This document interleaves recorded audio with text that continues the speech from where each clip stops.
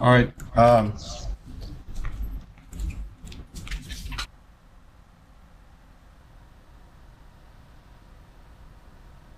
Okay, good morning, folks. This Government Employees Retirement System of the Virgin Islands regular meeting of the Board of Trustees for Thursday, January 25th, 2024 is hereby called to order. Can I have a roll call, please, Mr. Dawson? Yes, good morning all. Good morning, Mr. Chairman. Nellen L. Bowery.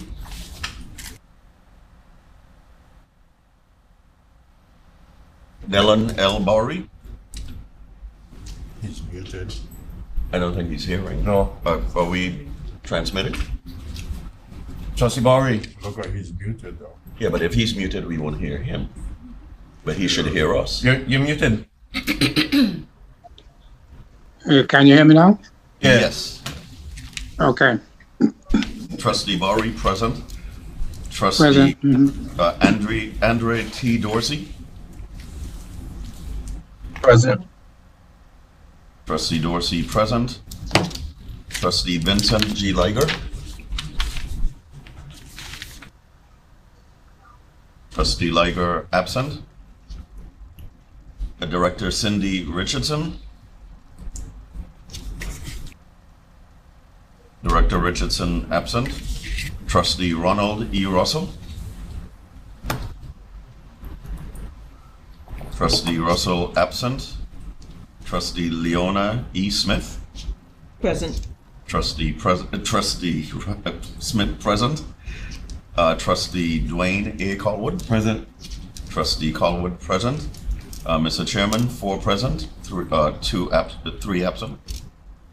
Okay, thank you. We do have a quorum.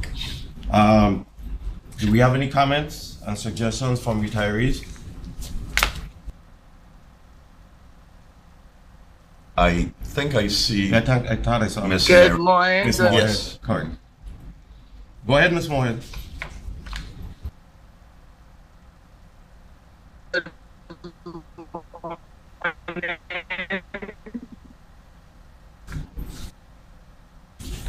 Hello. Yes, okay, go ahead. We could hear you now. If we Good you might- morning. Good morning. Good morning. This is Mary Moorhead. If you're having problems hearing me, I'd like to ask Mr. Bowery or Mr. Dawson to read the email that I sent them earlier this week in anticipation of that connection. Okay, yeah, your connection going in and out. Mr. Dawson. Yes. So I'll have Mr. Dawson read. I'm sorry. That's the Oh, way. no, we have you perfect now. If Yeah. you have a, we hearing you good now. You're here. Okay. Well. I think I should see. Okay, Miss Moorhead. Miss Moorhead. Miss Moorhead. My concern is She has bad bandwidth. Yeah. Miss yeah. Moorhead. Okay, it's not stable, so I'll have Mr. Dawson. Yes. I'll have Mr. Dawson read your statement, your correspondence into the record because your signal is going in and out. I'm hearing you. I'll have Mr. Dawson read your statement into the record. Just a question.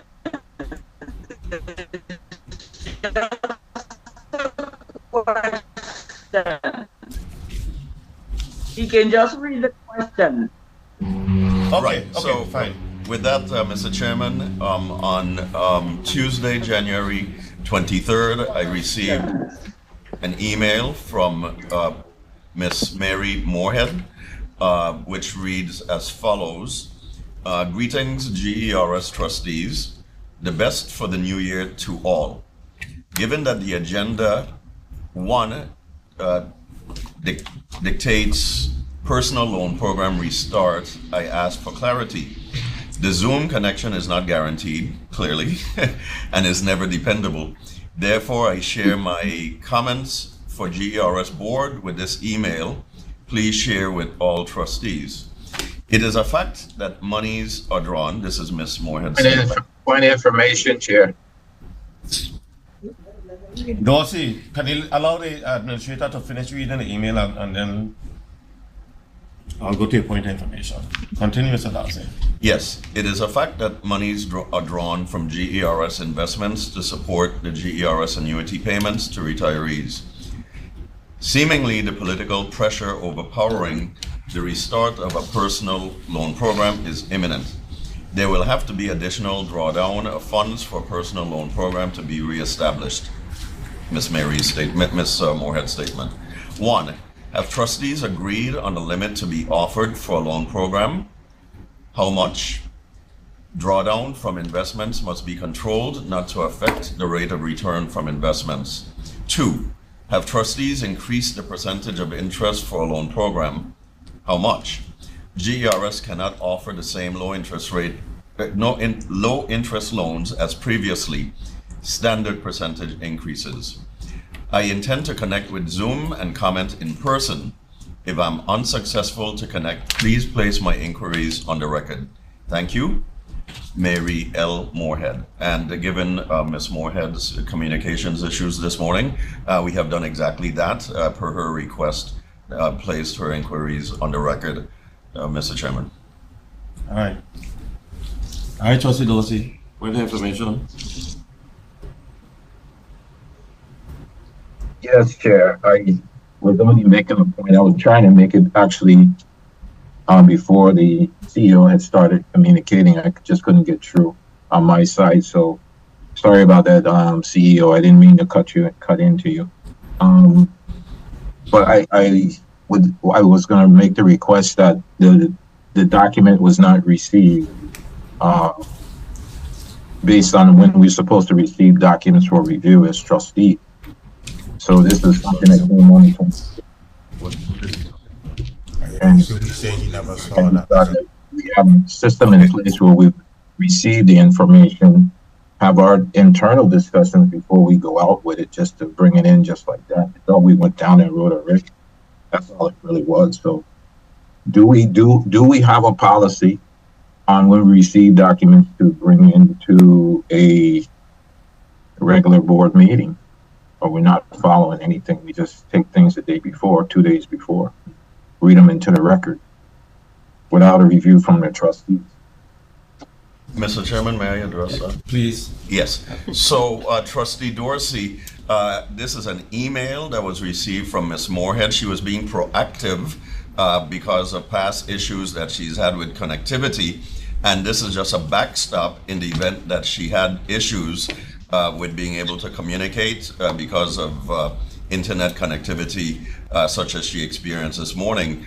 She did end by indicating that she intended to attend and comment in person, but that if unsuccessful, she requested that her inquiry be placed on the record, which is exactly what we just did by reading her email that she sent proactively into the record on her behalf, since she's having connection issues. Thank you. Chair, this doesn't, as it became an email document, this doesn't come into the same category as a document coming into the system at that point? No. And then it causes a different steps? No. Hello? No. Negative. Okay, cool. I was just checking. Okay, thank you. You answered the question. Mr. Chair, if my inquiries will be answered when you get to the item in the agenda, then I'll accept that. And that's exactly what we're going to do. Okay, thank you. And I appreciate you being proactive and sending an email as a backup. No problem. Thank you. All right. Are there any comments and suggestions from any other retirees? Yes. Good morning. Good morning. This is Annette Phillips. And hi. Hi. Sergeant retired. I'm in Denver, Colorado. It's currently 6:45 a.m. My question is, I'm currently involved in a situation. I don't know how I got here. I received a letter from the Division of Personnel. It's a sort of a funny letter. I think it's a demand letter. They're requesting over $6,041.40 for insurance non-deducted from my payroll, my payroll account from January 15, 2021 to April 2nd, 2023. And it's funny because during that same period, I could not get access to my service member account no matter how much I tried and who I called. So I did not get to see my actual pay stubs. And now I got this letter from Ms. Henderson at Personnel.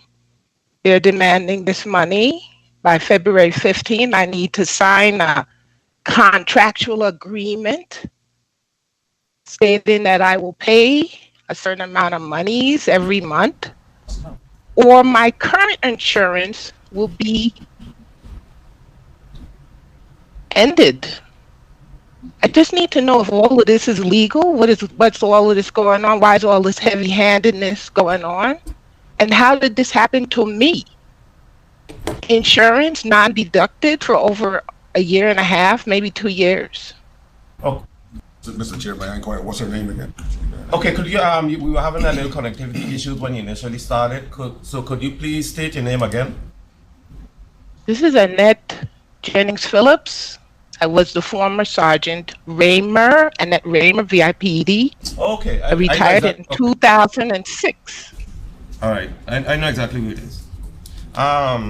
Could I ask you, Sergeant Raymer, to email the administrator at aedawson@usvigers.com, and then lay out the issues that you just shared with us, and then I'll have him look into the matter. Definitely. Okay. Thank you, Miss Sergeant Raymer. What was it? Jennings It's Phillips now? Phillips. Yeah. Just say Raymer Phillips. Yeah, Raymer I think Phillips. okay. I call you Raymer for decades after the program itself now to say Raymer Phillips. Ma'am, I look forward to receiving your correspondence so that we can follow up appropriately. Thank you. Thank you, Mr. Dawson, and congratulations again. Thank you very much. I appreciate that. All right, thank you. Okay, any other retirees with any comments, suggestions? Hearing none, do we have any comments and suggestions from active members?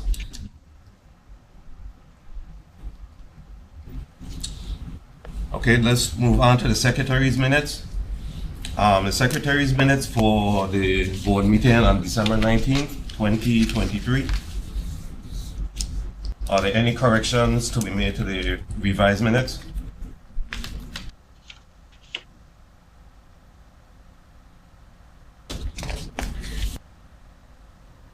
Okay, hearing none. Can I have a motion to accept the minutes? Chair, I would like to make a motion to accept the Secretary's minutes regular for December 19, 2023. Okay. Okay, so I have a motion on the floor to accept the revised minutes. That motion was moved by Trustee Smith. Do I have a second?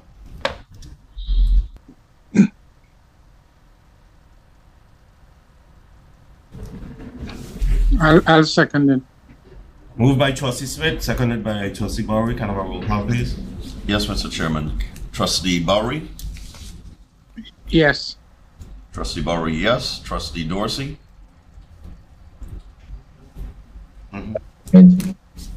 Trustee Dorsey? Abstain. Not voting. Trustee Liger? Absent. Trustee Russell? Absent. Trustee Smith? Yes. Trustee Smith, yes. Trustee Colwood? Yes. Trustee Colwood, yes. Mr. Chairman, we have 3 yea, 1 abstention, and 2 absent. Thank you, Mr. Dawson. So, Administrator, do we have any communications and correspondences? No, we do not. The next item, the chairman's report. On January 10th, 2024, along with the administrator, I had a meeting with the governor. With a brief meeting, 2 items were discussed. One is he gave us some feedback on where he's at, where the administration is at with respect to the reinstatement of the extender for the wrong cover over revenues. And the second item, he inquired whether or not we were actively having discussions with regard to a restart of the personal loan program. And that ends my report.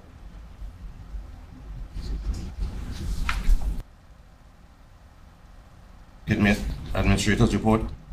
Yes. The administrator's report contains the meetings, presentations, and appearances that was shared at the last meeting.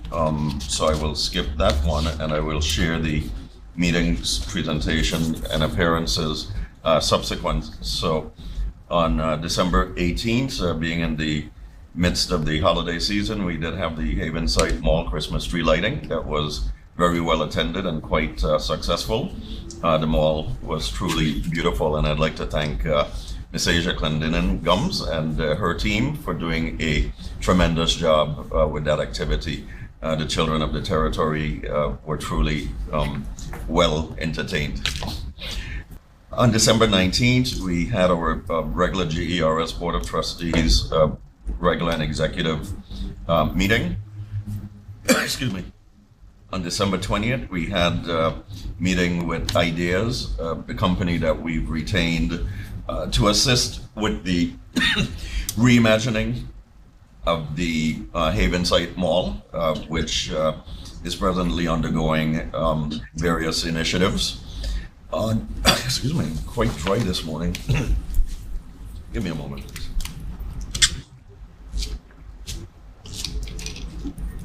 On January 3rd, I had a meeting with Siegel, the GERS's actuaries. On January 9th, I had a meeting with the loans team of GERS, headed by Ms. Michelle Nico. On January 10th, as the chairman just indicated, we had a meeting, he and I, with Governor Bryan. On January 11th, I held a meeting with the Havenside Mall team to go over operational matters.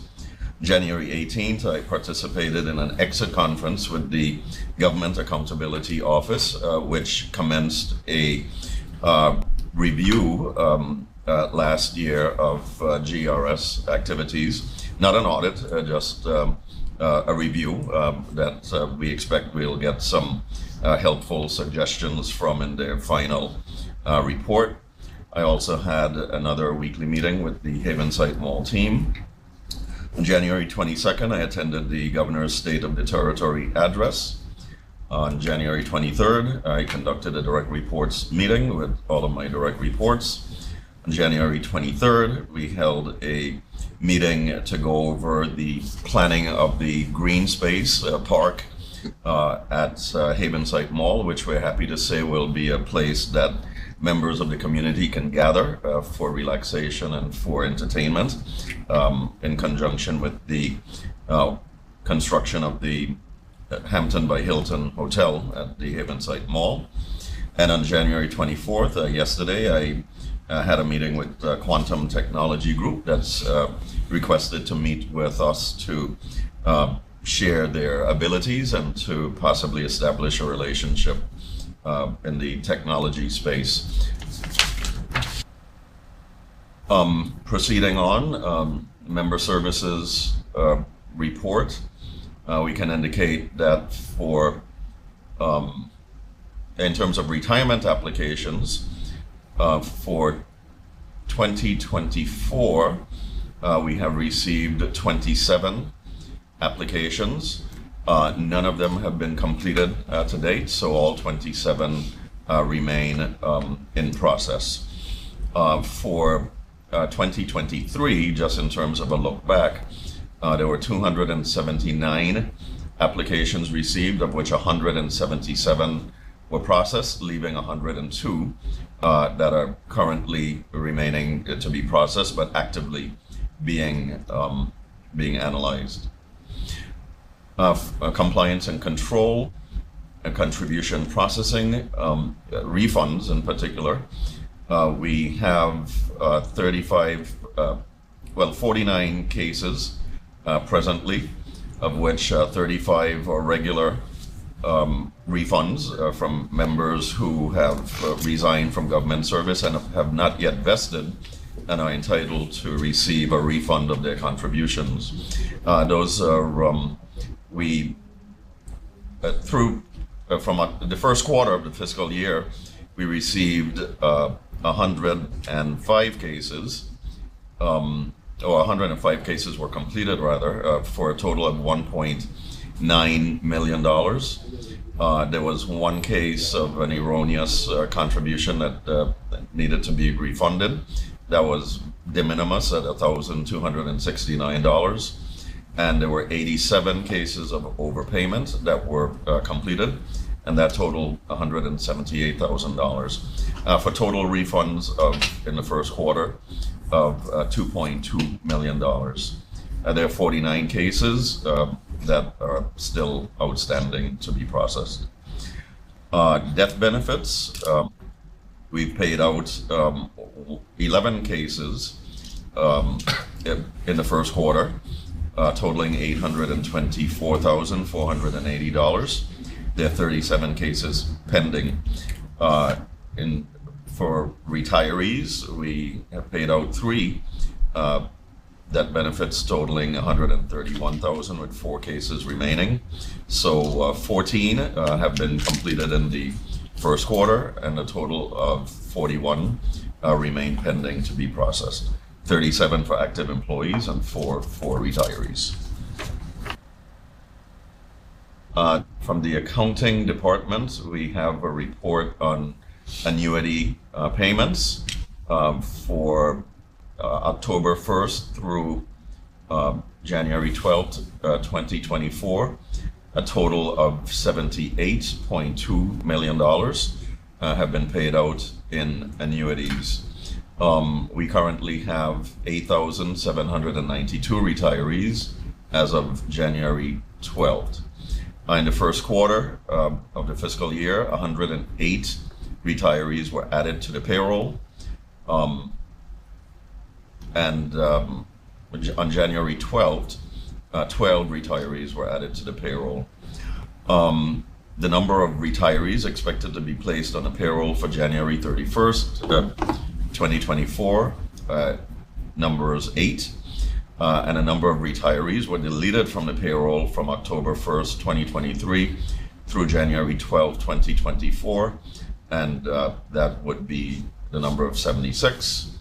And as usual, we pray that they will rest in peace, because these are retirees that have, for the most part, passed on.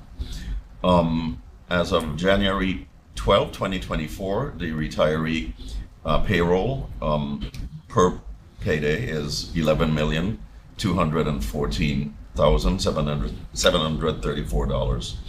In terms of by location, we have, bear with me because it's in 2 parts. We pay both by ACH and by check. We have, in terms of ACH, bear with me. Well, geographically, we have 3,941 retirees on St. Thomas, 3,338 retirees on St. Croix, and 225 retirees on St. John, for a total of 7,504 retirees. Well, no, we have this. I have to ask for this report to be structured differently. It's a bit turned around, but we have a total of 9,205 retirees, and it's split between ACH and checks. Okay, and once again, per payday, it's $11.2 million rounded that we pay in retiree benefits. So approximately $22.4 million. Per month. The loan servicing reports, this has not changed very much. We have a total of 303, no, we have a total of 719 personal loans split between St. Thomas and John and St. Croix. There are 416 in St. Thomas and John and 303 in St. Croix. In terms of mortgages, that's an even smaller amount. We have 72 mortgages within the system, 41 on St. Thomas and John, and 11 in the St. Croix district. In terms of the dollar amount of the loans, we have a portfolio of $7.7 million, of which 4.8 million is on St. Thomas and John, rounded, and 2.9 million is in the St. Croix district. With regards to operations, we really don't have any major maintenance issues. Mr. Chairman, I think we've been joined by Trustee Russell. Yes, I wanted to announce that I'm on. Okay. Will be noted, sir. Thank you. No major operational issues. In terms of the office complex, we have an agreement with Central Air, and they have honored a warranty and have completed an AC project under that. We have a number of projects pending, which we've enumerated previously. I don't know that we necessarily need to go through them at this point. They're rather routine, having to do with our floors and cleaning, etc. So unless there's any particular query from a trustee regarding that, I would just skip over that. It is a fairly major project that we have ongoing with regards to the installation of a new generator at GERS main complex here in St. Thomas. We apologize for the inconvenience.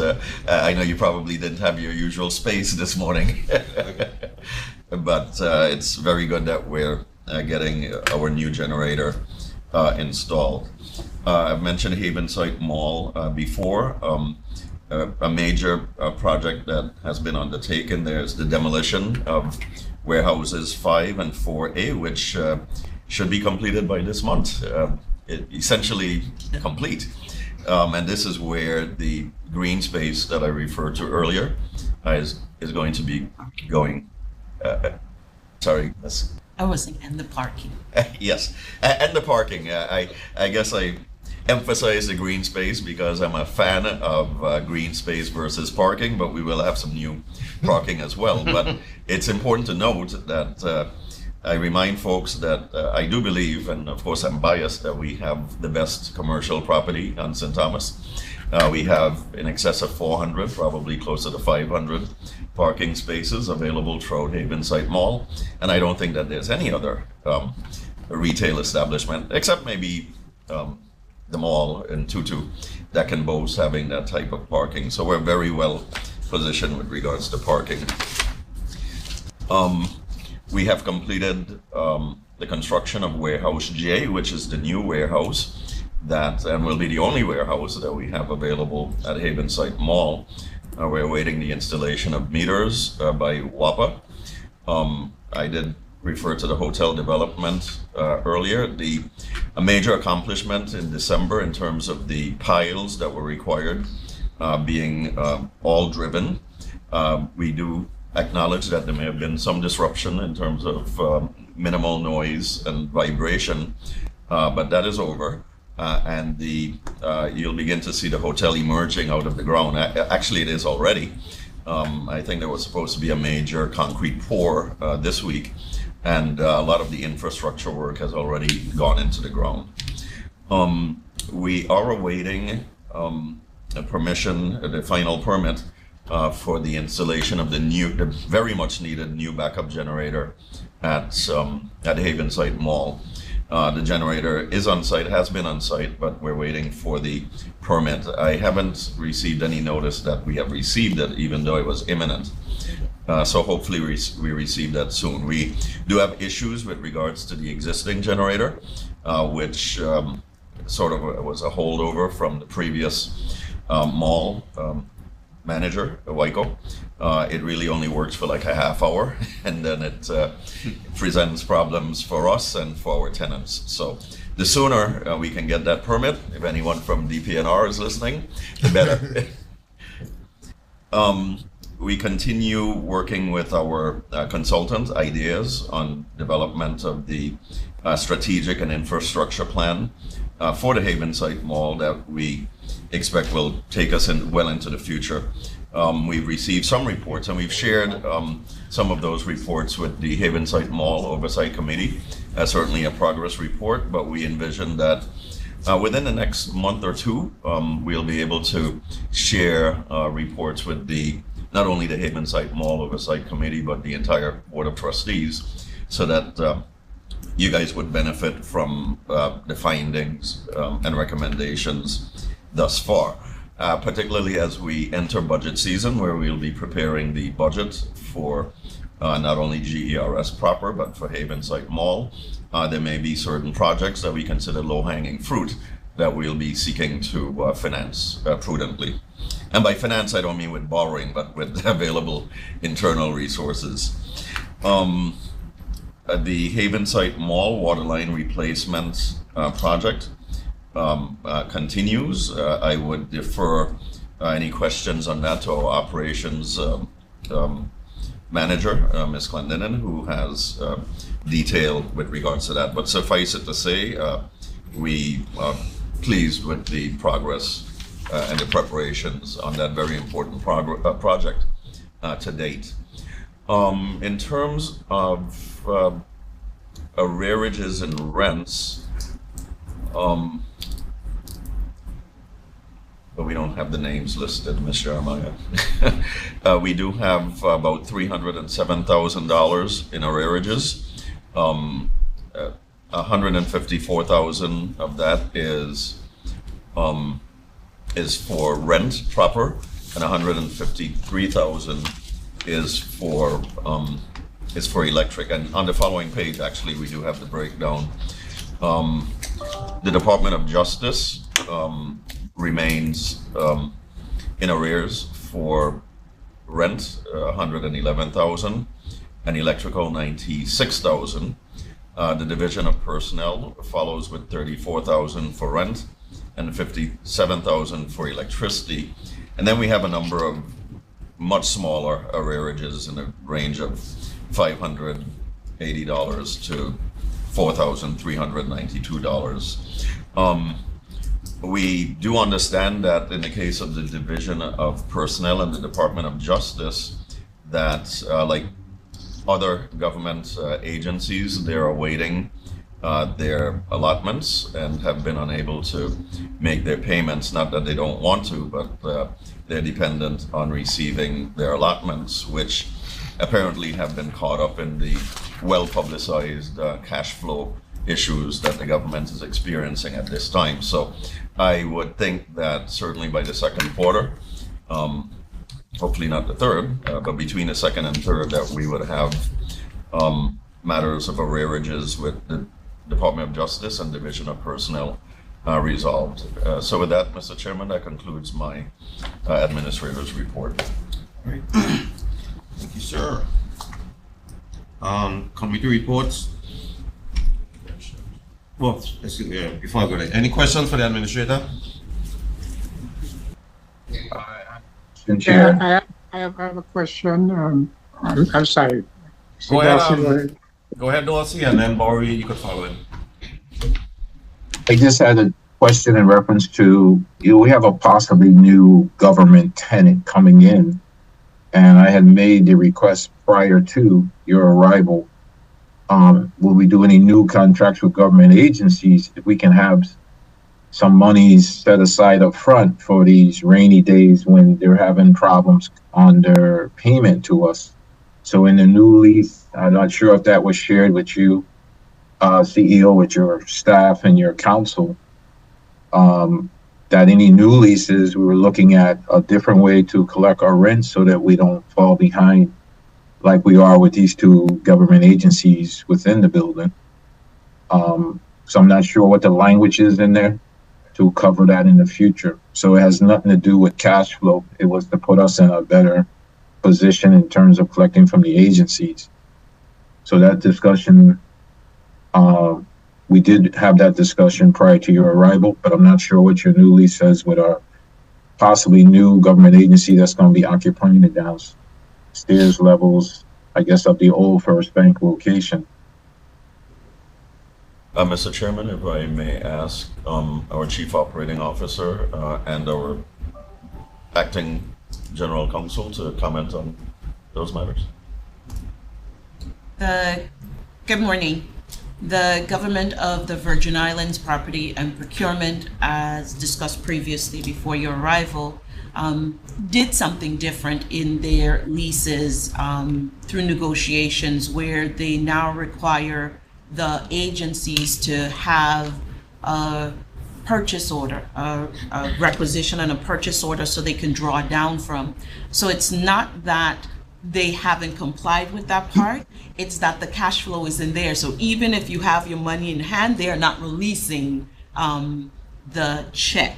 The government will not put a separate amount of money for the future in a separate bank account for us to draw down from for the leases or pay in advance. So their compromise was the PO, that you prove that you have the money, that it's there, but it's because of the cash flow. You have the authorization. Correct. Right. Myers, you care to add anything? Nope, she's covered everything. Thank you. You're welcome.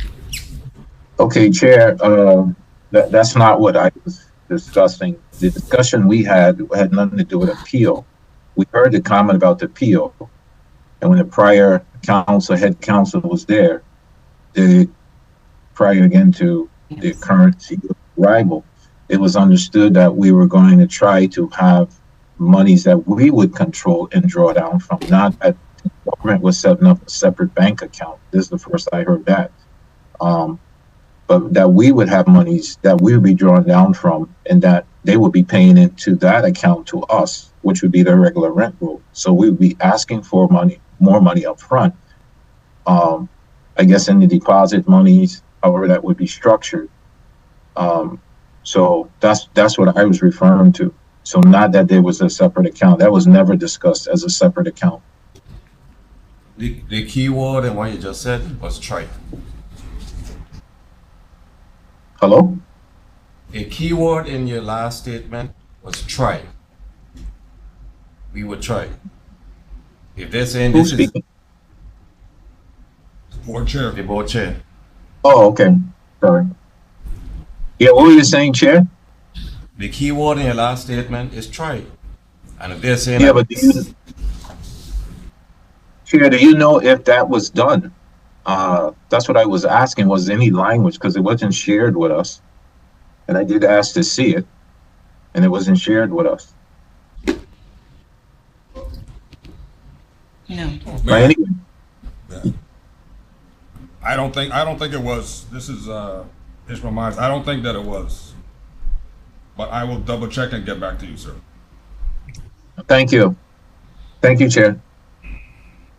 Trustee Bowery, Yeah, I kind of forgot what I was going to ask about. So go ahead. I'm in a senior moment here. oh, okay. If it come back to you, we'll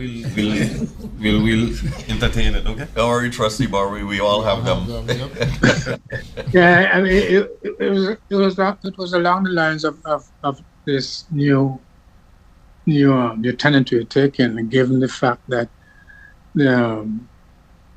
the well publicized cash flow problem of the government, whether there's anything we could put in place to give some more assurance of getting paid.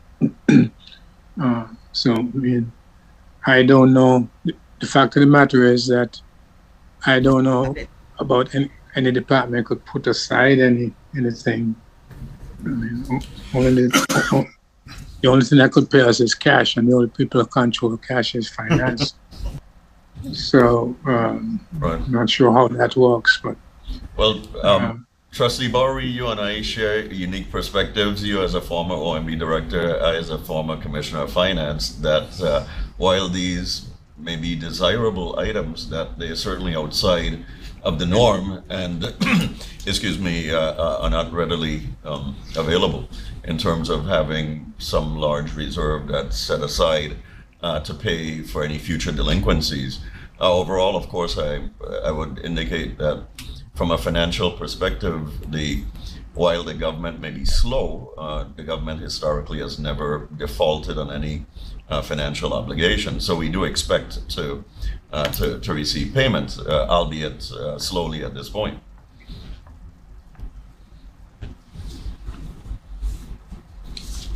That's it. Okay, I guess. Yeah. Keep going. I mean, I guess I'm not sure I understand the distinction. Is that they have not defaulted, but they're slow. But I mean, if they're 2 years slow, I'm not sure at what point slow becomes a default. Well, so. I don't think we've ever had to write off any amounts due from the government. So that would be the ultimate default. We do receive our payments once again. In this case, at this time, slowly, but even now it's a vast improvement over what it had been in the past in terms of outstanding amounts. So maybe I'm just trying to find a silver lining and to remain optimistic. I do have every reason to believe that we'll receive our delinquent rent. Okay. Information. Yes. That's it from me, Mr. Chair. Okay. On that issue. Okay. Go ahead, Trustee Dorsey. Yeah, I'd like to know from either Attorney Williams or Attorney Myers if we have ever written off any monies from government agencies under the GERS system. If they're aware of any times we've written off anything, any abatements, any write-offs. It's different. This is Ishmael Myers. As far as I know, no. The answer to that is no. Full stop. Attorney Wayne? Good morning, Trustee Dorsey. I'm not aware of any, but I would say that the abatement issue is a separate issue that the board dealt with in the specificity relative to Havenside Mall tenants. But that's not government. So I don't know That's that. not government. Well, I don't know if they go. But that's a whole different issue. Okay, were there any government tenants that's part of the abatement? No. Not that I'm aware of. Okay, that's all I was asking. Okay, thank you. Committee reports. Development Committee. Trustee Russell, you there? Yes, we did not have a meeting in since our last meeting. That was okay. We intend to have more, but the season was upon us, and we didn't feel it was necessary to have a meeting when everybody would be celebrating in St. Croix. Thank you.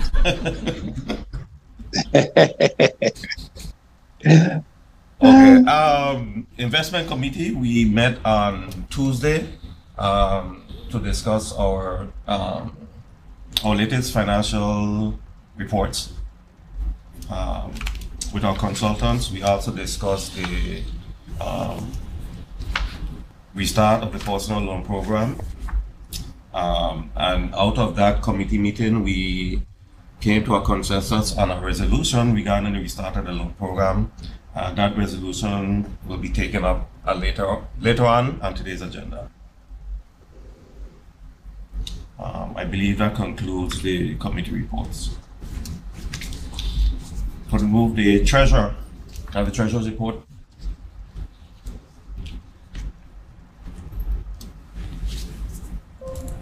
Good morning, Board Chair, other trustees. Good morning.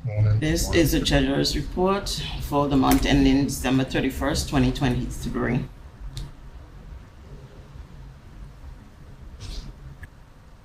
Receipts from collections, we have loan repayment for the month of December of 391,531 year to date, 1.2 million. We have rents from tenants, 40,000 year to date, 308,000. We have employee retirement contributions, 5.5 million, year to date, 21.3. Employee contributions, we have 3 million, year to date, 11.9 million. Miscellaneous, 14,000, year to date, 701,000. Total collections for the month of December, 9,032,288. Year to date collection, 159,528,496. Disbursements, we had annuity payments of 22.7 million. Year to date, 67.9 million. Administrative expenses, 1 million. Year to date, 3.7 million. Refunds of contributions, 1.4 million. Year to date, 3.7 million, for a total disbursement in the month of December of 25,236,100. Year to date disbursement, 75,383,252. We had a net cash deficit of 16,203,812. Year to date net cash surplus of 84,145,244.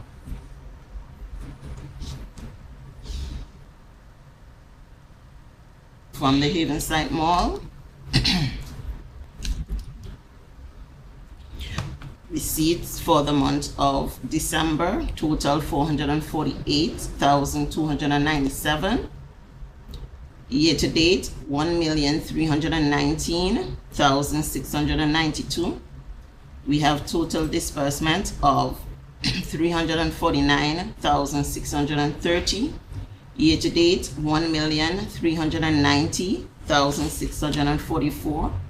We have a net cash surplus in the month of December of $98,667 and net cash deficit of $70,951 for the year to date. That ends the treasurer's report. Any questions?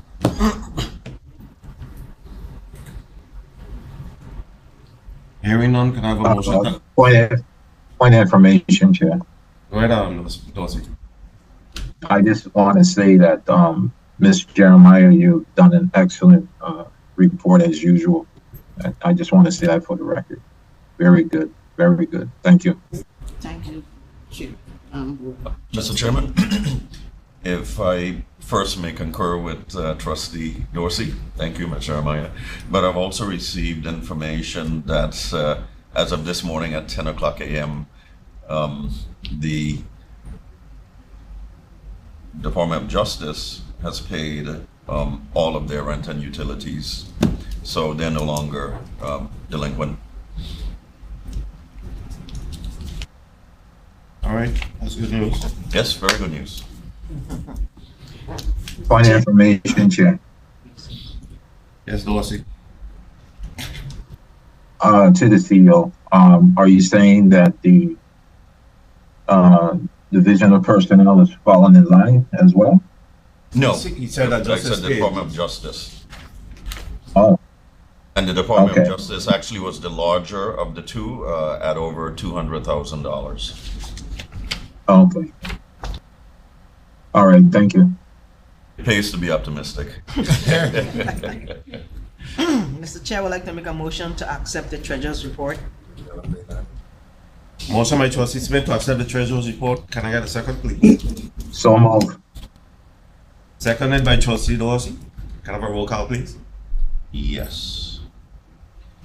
Moved by Trustee Smith, seconded by Trustee Dorsey. Trustee Bowery? Yes. Trustee Bowery, yes. Trustee Dorsey? Yes. Trustee Dorsey, yes. Trustee Liger? Trustee Liger absent. Trustee Russell? Trustee Russell? Yes.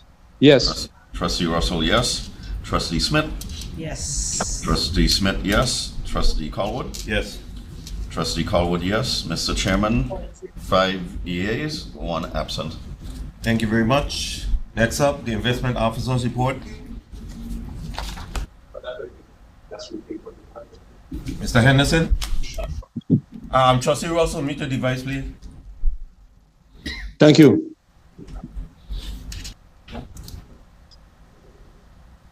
I'm sorry. Good morning, Mr. Chairman, other trustees. This is an update of the investment portfolio as of December 31st, 2023. Just a brief update of the month in summary. A volatile 2023 ending on a cautiously positive note. Strong performance in December capped off a strong quarter for global shares. U.S. and developed market equities registered strong gains, boosted by expectations that there may be no further interest rate hikes by the Fed. Emerging markets also had strong gains, but lagged its developed market counterpart as China continued to be a drag on broad emerging market performance, as investor concerns over weaker economic growth continued. On the fixed income side, fixed income markets ended the month and quarter positively as well, with performance driven by a perceived shift in monetary policy from the earlier higher for longer stance to prospective rate cuts. As it relates to the performance of the plan, total plan performance for the month, the plan was up 3.9%.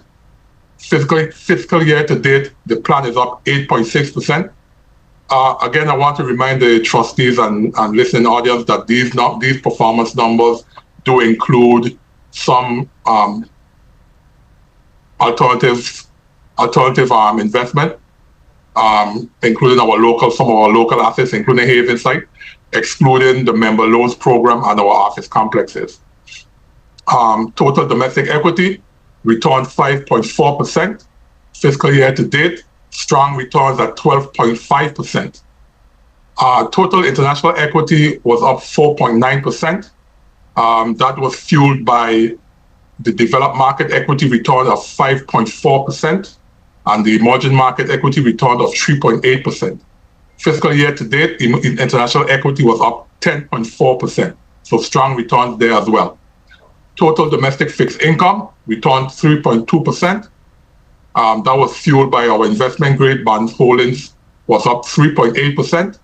Our TIPS was up 2.6%. And our high yield bonds was up 3.8% for the month. Fiscal year to date, we saw an increase of 6.2% total fixed income. Our total alternative was down slightly, 0.5%. As it relates to the portfolio growth, we ended the month at approximately 546.7 million in the portfolio. We began the month at a beginning market value of 545.9 million. We had a net cash flow of 20 million, as spoken to by the CFO for benefit payments. We had income of roughly 29,000, and we had an unrealized gain in the portfolio of about 21 million. That brought us to that ending market value of 546.7 million.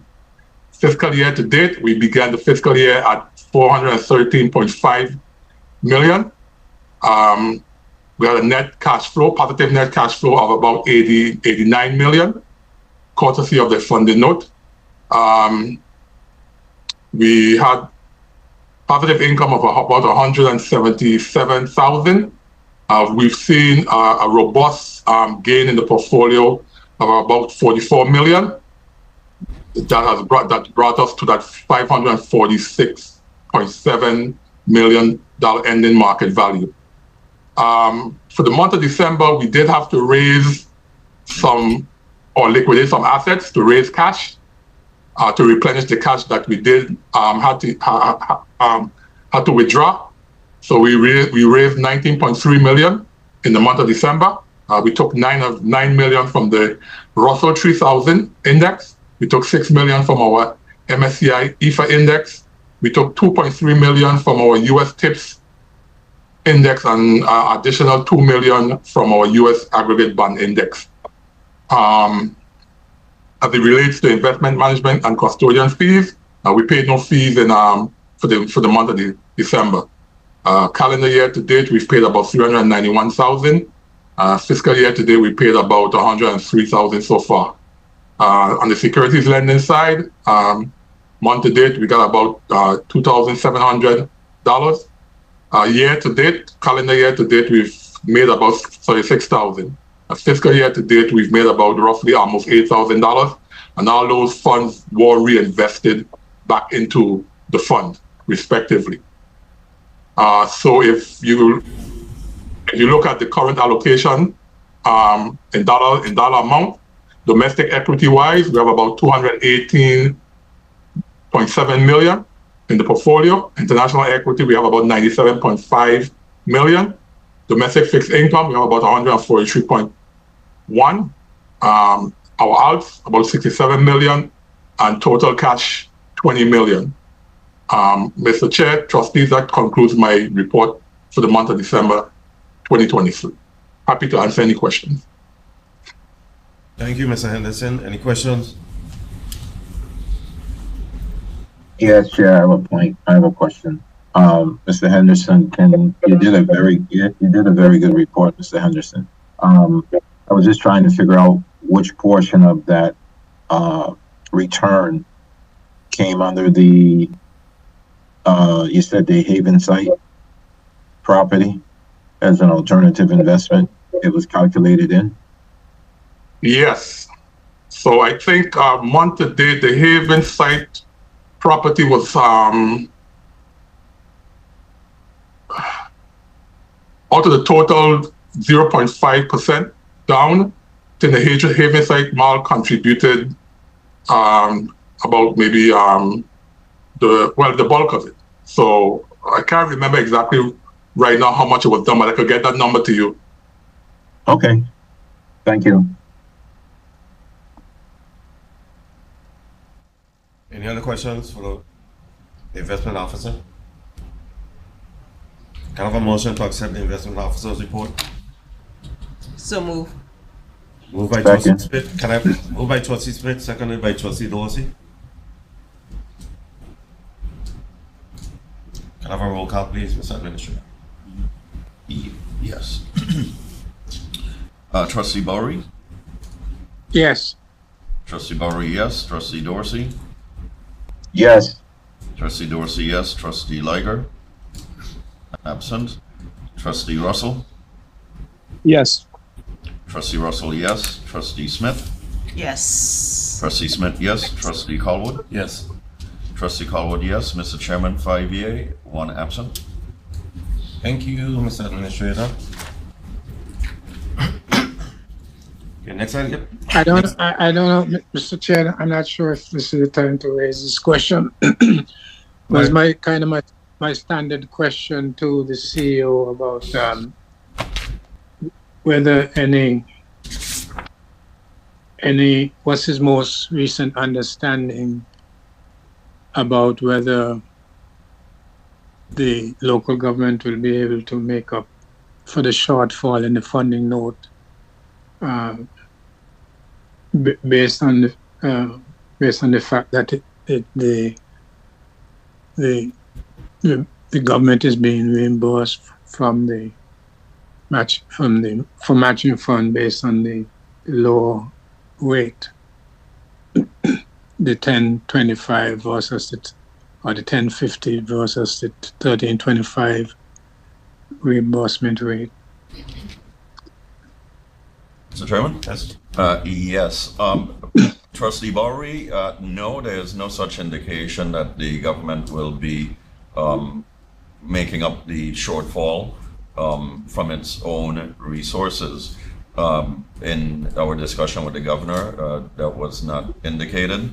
There has, however, been extensive press coverage on the optimism of both delegate to Congress and the governor with regards to their efforts on getting the rum cover over rate increased back to the 13.25 with the shortages being paid on a reimbursement basis, at which point the GERS will be made whole with regards to the funding note. There's a Daily News report on December 27th on that. There's a report today in the St. Thomas Source with regards to that matter. And of course, there's extensive coverage on the Governor's State of the Territory address in which he touched on the issue as well. I have a question, Mr. Chair. Wait. Trustee Bowery, you good? Yes. Okay, go ahead, Trustee Russell. Yeah, in your discussions, the governor, is there an attempt to bypass the special purpose vehicle and the PFA and allot that money directly to the GRS? Is there a way that it could be done so that we don't have to go through the PFA? You broke up at certain points in your question. In the beginning, right? Yeah, you said the question.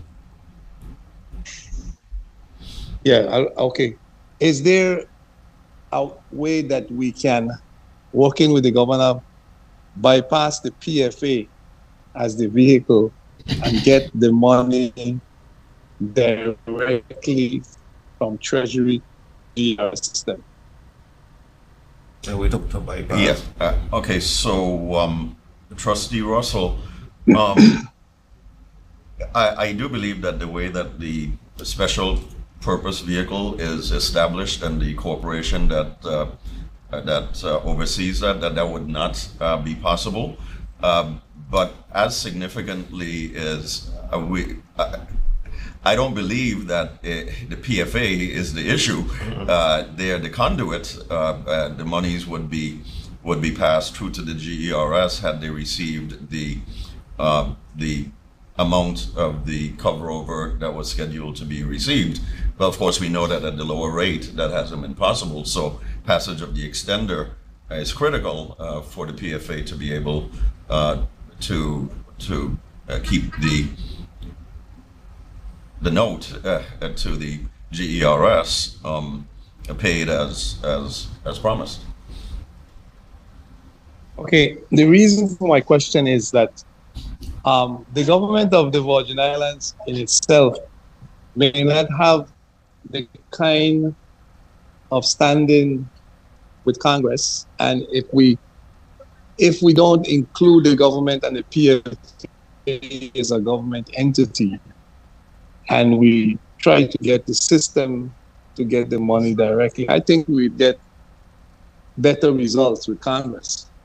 That is the reason that I raised that question, because the government has received a lot of money, and right now the government is not demonstrating that it has proper management of the federal funds.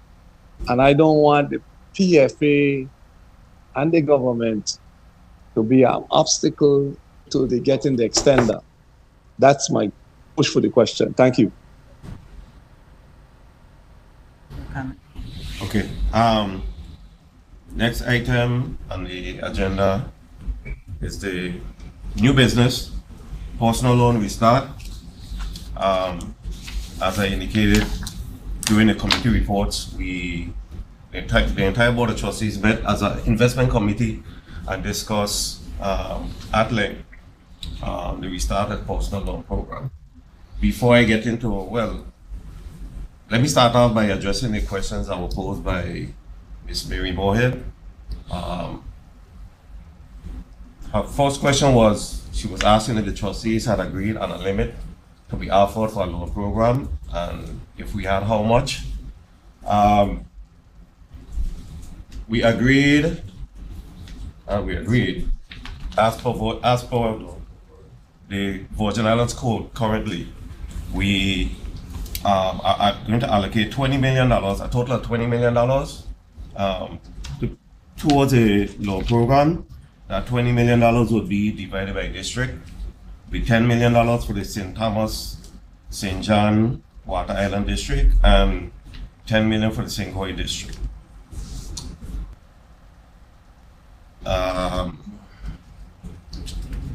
Okay, other question.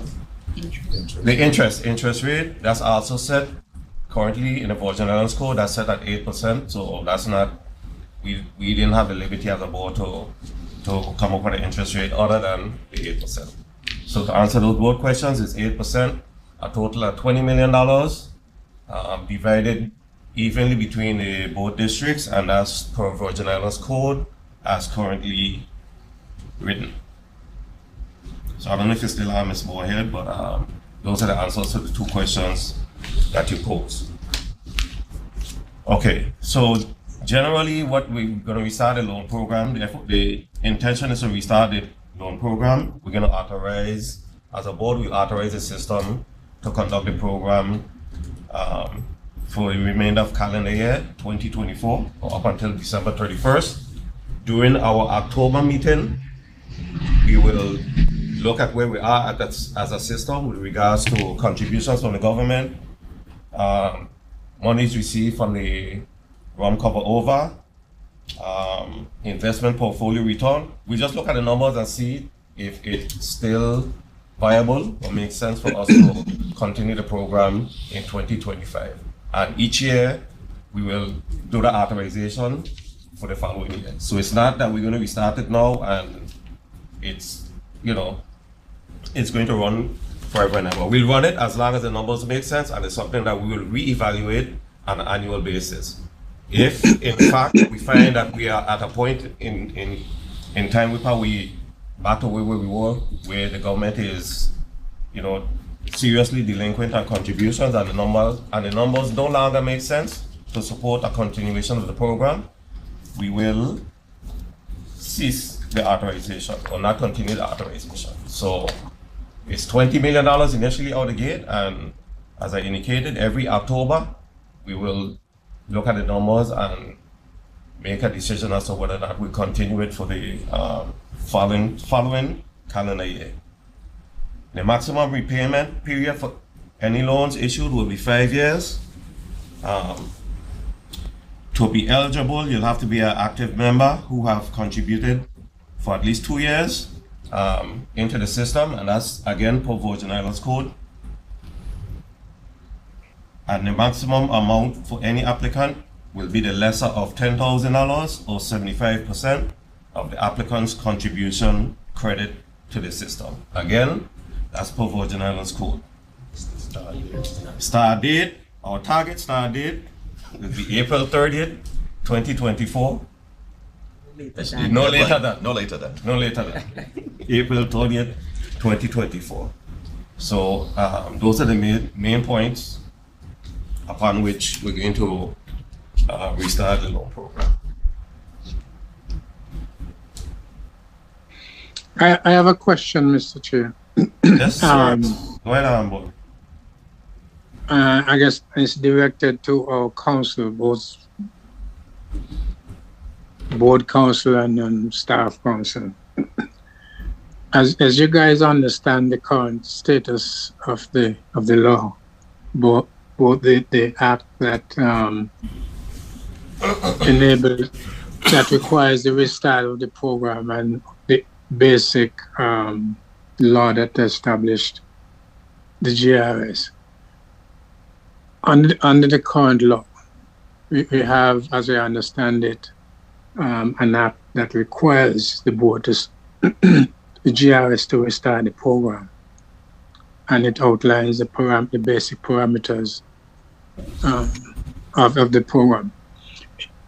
Given that, is there any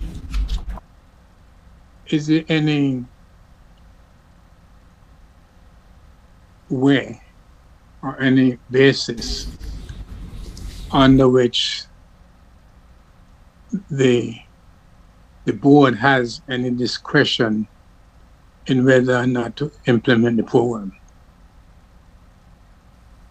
I mean, we are required. It seems to me that we are being directed by law to implement the program, and given the act, and given our fiduciary responsibility as a board, is there any basis under which, any scenario under which we could not implement the program as outlined?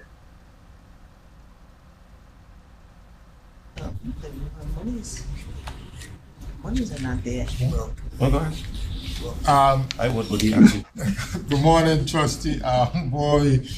As you're aware, I believe this law, as you referred to it, I guess most of us refer to it as the Gittins Law, has been in effect for some time, I believe, subject to correction probably since 2016. And the board has not, because of its fiduciary duty, not restarted the loan program.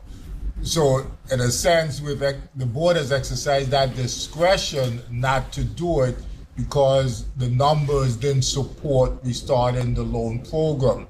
I believe since the receipt of monies under the special purpose vehicle scenario, the investment returns and the reports from the actuary and the consultant, the board has been provided with information that the finances or the liquidity issue of the system have substantially improved, which was the basis for suspending the loan program. And I believe based on that information, the board is in the position, should it choose to do so, to restart the loan program, as I believe the chairman has just indicated. So to answer your question, the board does have the discretion, which is why you can start it, and then if the numbers change, you can suspend it. Now, clearly, if the legislature, some member of the community decides that you're in violation of the law and they take you to court, then you'll have to litigate that issue, and it'll be up to a judge to determine whether or not you've properly exercised your fiduciary duty in terms of that discretion that you've exercised. But that would be left up to a judge to decide, but you do have generally that discretion that any and all decisions you make should be pursuant to your responsibilities, your fiduciary responsibilities as a trustee pursuant to the prudent man rule. All right, prudent investor rule. Man or woman. So as I understand your response, the only legal basis the board has for not implementing the program is a specific finding that it's not financially prudent? Basically, yes. Okay, so based on that opinion, if to put it the other way, if there's a finding by the board based on information presented by staff, information presented by consultants, if there's a finding that it's not wise fiscally to restart the program, that is a basis on which the board can defer, delay, or not implement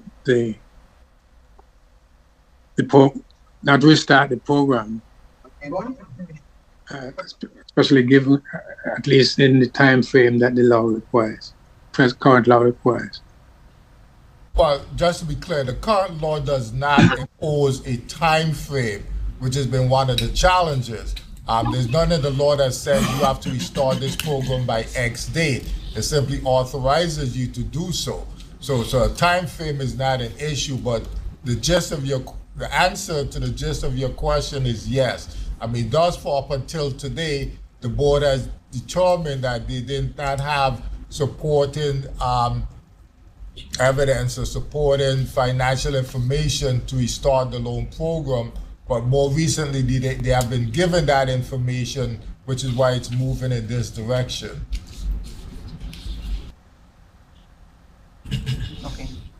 Okay, I thought there wasn't it legislation that gave a drop dead date for implementing the program? No, I think what you're thinking about is in our last meeting in December, there was a draft proposal by a senator direct the system to restart the program, and that proposed legislation had in a date for the restart.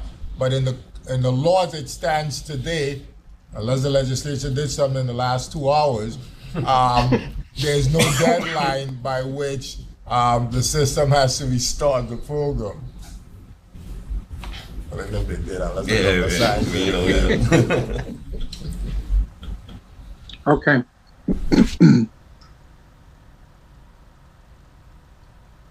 Okay.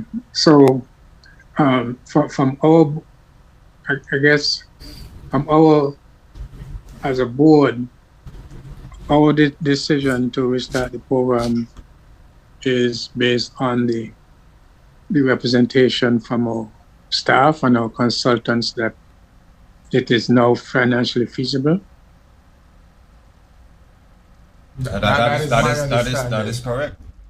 That is correct. And as indicated by our actuary, they were highly in favor of it.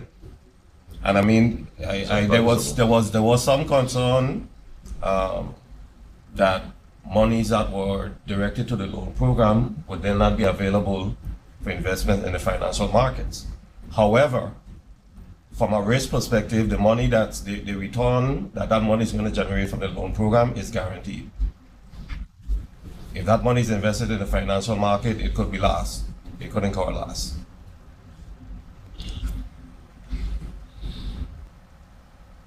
Okay. So whereas the system, I believe that last year our overall return on our investment portfolio was double digit, that's not something that reasonable people that truly understand the financial markets assume on an annual basis. As a matter of fact, when I learned about the financial markets, I was told that anybody that guarantee a return, take your money and run in the opposite direction. Them is red flag Ponzi schemes, so the numbers make sense. We didn't follow the law previously because our argument was our fiduciary. Yes, true. The program was not implemented because our fiduciary responsibility trumped everything else. But we are at a stage now where power we can't make that argument. The actuary is saying they can't make the argument. Hence, we restarted the loan program. The authorization, as I indicated, is only going to be for calendar year 2024. And every October, we look at where we're at as a system and see if the numbers continue to warrant and justify the continuation of the program. Mr. Chair, I have a question. Go ahead, Trustee. Okay, I know the limit is $20 million, not to exceed $20 million. Expiration is December 31st, 2024. So there's a balance to be carried over in the 2025 calendar year. We don't exceed that $20 million. No, we can't. Okay. Based on current statute. Good. Okay. Any other questions?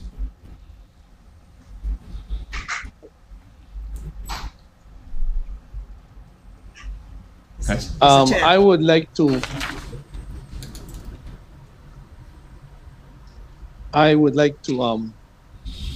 move to modify the resolution to include retirees if the retirees have sufficient security and collateral to support the loan.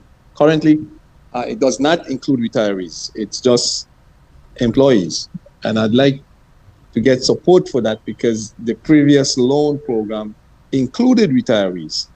So we should ask Senator Gittens to amend his law to include retirees and put in a provision that the retiree must have sufficient collateral or security as provided by to provide to the system. So I'd like to modify that resolution that we have, Mr. Chair. We can't. No, we can't. We cannot. It says active. The statute says each active member. Yeah, but we could ask Senator Gittens to modify the law so that the retirees could be solved. It's a modification that's, real easy. And I'd like to get support from the board to make that modification. Modification would be that we submit a proposal to Senator Gittens to make the modification to include retirees. And I'd like to get a consensus, since we are moving by consensus, Mr. Chair. In the investment meeting, I'd like to get a consensus now. Maybe we could vote on it. You see, we make a motion. Okay, well, that's your motion. Yeah, to modify the resolution to include retirees with sufficient security and collateral. Yeah. And to approach Senator Gittens with that, because it would be a modification in the law. This is Pedro Williams, trustee. Russell, if you look at Title 3, Section 717C, it indicates that the system shall make personal loans to members of the system as provided in this subsection. The next paragraph says each active member is allowed one personal loan. So the law as written does not authorize the system to make loans to a personal loan to a retiree under Section 717C. Should the board modify, should the trustees modify or pass a resolution that includes retiree, in my opinion, that would be contrary to the law. Now, clearly, the board... No. May I finish? But I read the law too, and I know it says that, and I'm saying that we should send a proposal to Senator Gittens to change the law. But I was going to finish my statement. That's it. I know the law. I know what it says. I was going to finish. We could change it. We could. Yeah. Okay. I was going to finish my statement by saying clearly the board of the system or individuals can lobby members of the legislature to amend the statute to say each member, each active and retiree member is allowed whatever language they want. But unless and until that is done, you have a fiduciary responsibility to comply with the wording of the law, as long as it doesn't violate any of your fiduciary responsibilities. That's the only comment I was going to make, sir. Well, it's a good comment, because I'm not saying that we modify the resolution to include contrary to the law. What we want to do is send a proposal, supported by all members, that we want the law to change so that retirees could get access as long as they provide sufficient security or collateral for the loan. Okay. That's all it. Trustee Russell, for where I'm sitting, and I could be, correct me if I'm wrong, you started off by saying you wanted to make a modification to the resolution. That's how you started. Yeah. So here's my recommendation, or where I would like to see us go. Let's deal with what's before us, which is the resolution, so that we could get this thing started by April, the end of April this month, and we could revisit all these other options and potential changes to the law down the road. You, as a former senator, as a former Senate president, know we're not going to pick up the phone today and get this law modified a month from now. So let's deal with what's before us, and then we could talk about all these other expansions and modifications to the code and the program further down the road. Fair enough? Yeah, I support the resolution, but I think the retirees not having access is a problem, and we got to address it at some time. Thank you. Mr. Chair, if it's not a question, can I make a motion? Go ahead, Trustee Smith. Okay, I move that the GRS restart the personal loan program subject to the following conditions. There shall be a limited loan program, the authorization for which will expire December 31st, 2024. Number two, $20 million shall be allocated and disbursed during the authorized period. This amount is to be evenly divided between the districts. $10 million for St. Croix and $10 million for the St. Thomas St. John district. Number 3, the maximum amount allowable for any applicant shall be the lesser of $10,000 or 75% of the applicant's contribution credit in the system. The maximum amount allowable for any applicant shall be further reduced by any personal loan principal balance outstanding, which shall not be eligible for refinancing. The interest rate shall be 8%. Number 4, the repayment period of each loan shall not exceed 5 years. Number 5, only active members who have contributed for at least 2 years are eligible to participate in this limited loan program. Number 6, this limited loan program shall begin no later than April 30th, 2024. So Moved by Trustee Smith, seconded by, was that Dorsey? Yeah. Yes. Okay, seconded by Trustee Dorsey. Have a roll call, please, Mr. Administrator. Yes, Mr. Chairman. Trustee Bowery. Trustee Bowery.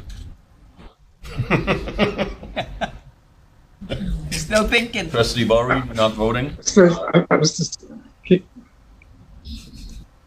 keep going. Trustee Dorsey. Yes. Trustee Dorsey, yes. Trustee Liger. Trustee Liger absent. Trustee Russell. Yes. Trustee Russell, yes. Trustee Smith. Yes. Trustee Smith, yes. Trustee Colwood. Yes. Trustee Colwood, yes. Mr. Chairman. Yeah, I'll go back to Bowery. Trustee Bowery. Yes. Trustee Bowery. Change my vote. You didn't vote. I had to make it to you. Trustee, Mr. Chairman, a 5 yea, 1 absent. All right, thank you. That's it. Next item, executive session. I got a motion to go into executive session. So Before executive session, I will make my motion about the retirees. Could I make a motion, please? State a motion. I move that the board supports an initiative to the legislature to include retirees in the loan program by making the requisite amendments to the current law. I so move. Second.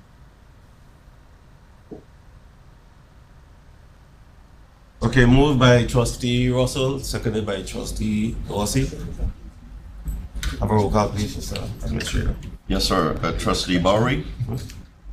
No. Trustee Bowery, no. Trustee Dorsey. Yes. Trustee Dorsey, yes. Trustee Liger. Trustee Liger absent. Trustee Russell. Yes. Trustee Russell, yes. Trustee Smith. No. Trustee Smith, no. Trustee Colwood. No. Trustee Colwood, no. Mr. Chairman, 2 yea, 3 nay, 1 absent. Motion fails.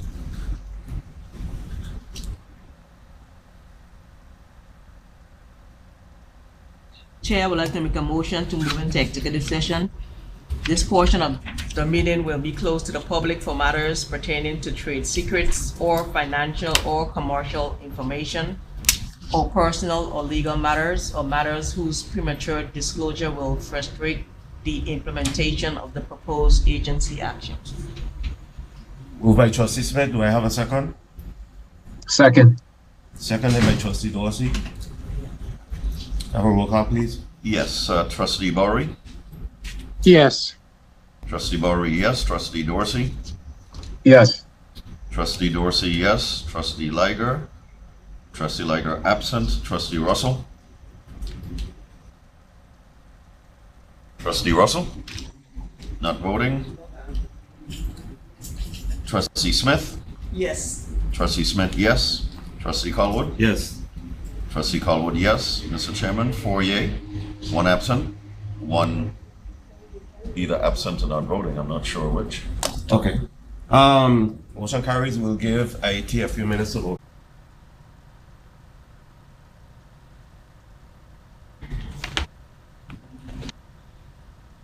Are you still there in executive session? No. Oh, okay. I joined back in. Okay. We're back in regular session. During executive session, we discuss medical review committee case matter as pending case, as well as a possible change to our policy. We have motion to adjourn. So moved. Moved by Trustee Smith. Do I have a second? Second. Secondly by Trustee Bowery. Can I have a roll call, please? Trustee Boyd, Yes.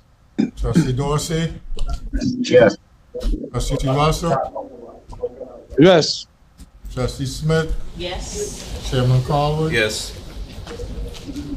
Mr. All right. Chairman, 5 yes. Motion carries. Thank you very much, ladies and gentlemen. Enjoy the rest of your day. Thank you, Mr. Moses. Thank you. All right.